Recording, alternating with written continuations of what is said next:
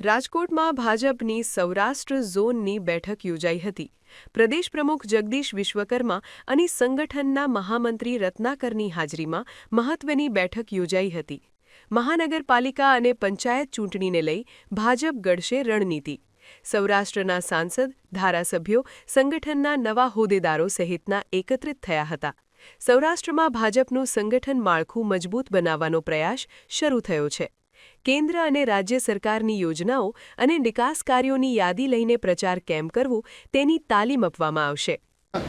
ગુજરાતના યશસ્વી અધ્યક્ષ આદરણીય જગદીશભાઈના નેતૃત્વમાં સમગ્ર ગુજરાતમાં વ્યાપકપણે તમામ ઝોનની 4 ઝોનની બેઠકો થઈ પડી છે. એ પૈકી દક્ષિણ ઝોન, મધ્ય ઝોનની બેઠકો પૂર્ણ થઈ ગઈ છે અને આજે રાજકોટ ખાતે આ યોગી સભાગૃહની અંદર સૌરાષ્ટ્ર ઝોનની બેઠક બોલાવવામાં આવી છે. સમગ્ર સૌરાષ્ટ્ર ઝોનમાંથી કાર્યકર્તાઓ અહીંયા ઉપસ્થિત છે અને એ કાર્યકર્તાઓની ઉપસ્થિતિમાં ભારતીય જનતા પાર્ટી સ્થાનિક સ્વરાજ્યની સંસ્થાઓની ચૂંટણીમાં આગળ જવાની છે. ભારતીય જનતા પાર્ટી વિકાસના મુદ્દાઓ પર આદરણીય પ્રધાનમંત્રી મોદી સાહેબના સક્ષમ નેતૃત્વ ઉપર અને ગુજરાતના મુખ્યમંત્રી આદરણીય ભૂપેન્દ્રભાઈ પટેલ સાહેબના સકારાત્મક નેતૃત્વ ઉપર ડબલ એન્જિનની સરકારના વિકાસના કામોને લઈને અને ભારતીય જનતા પાર્ટીના કાર્યકર્તાઓ એ સ્થાનિકે જઈ રહ્યા છે. કશી જ વાત ખોટી છે. સિનિયર આગેવાનો આજ પણ તમે પાછળ કેમેરો ફેરવશો એટલે તમને દેખાશે. માજી ધારાસભ્યો, માજી સાંસદ સભ્યો, માજી અધ્યક્ષો, માજી મેયરો, તમામ લોકો સિનિયરો પણ આ બેઠકમાં ઉપસ્થિત છે. એટલે આ વાત ઉપજાવી કાઢેલી. ભારતીય જનતા પાર્ટી જ્યારે ઇલેક્શનમાં ઉતરે છે ત્યારે સામે આવનારા તમામ પરિબળોને, વિરોધોને, એ કોઈ પણ હોય એને વિરોધોને ભરપેટ ભરી પીવા માટે તૈયાર છે.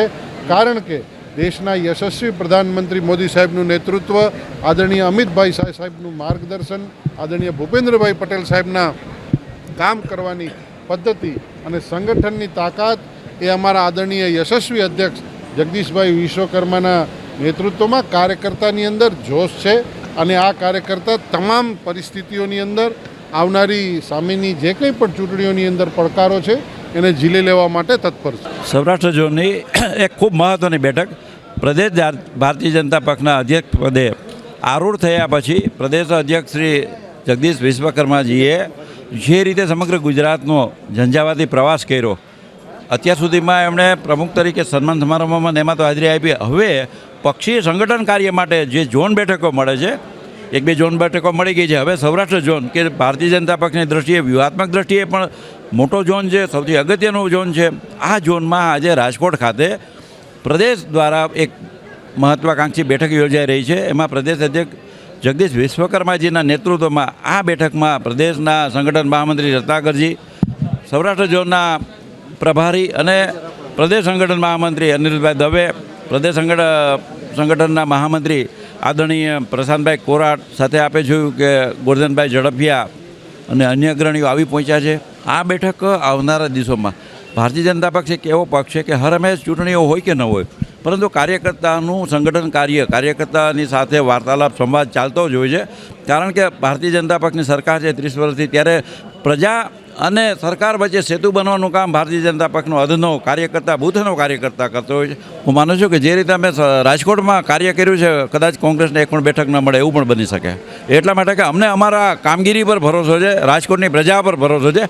રાજકોટની પ્રજાએ અત્યાર સુધીમાં જે રીતે ભારતીય જનતા પક્ષના કાર્યકર્તાઓ પર, નેતૃત્વ પર ભરોસો રાખ્યો છે, આ તો અરવિંદભાઈ મણિયાર, ચીમનભાઈ શુક્લ, કેશુભાઈ પટેલની ભૂમિ છે, વિજયભાઈ રૂપાણી, વજુભાઈ વાળાની ભૂમિ છે. અમારા આ બધા સતત નેતૃત્વએ કરેલા કામોને કારણે અને ભારતીય જનતા પક્ષે જે યુવા નેતૃત્વને મોકો આપ્યો છે, અવસર આપ્યો છે, એને કારણે હું માનું છું કે રાજકોટમાં ભારતીય જનતા પક્ષનો ભવ્ય વિજય નિશ્ચિત છે.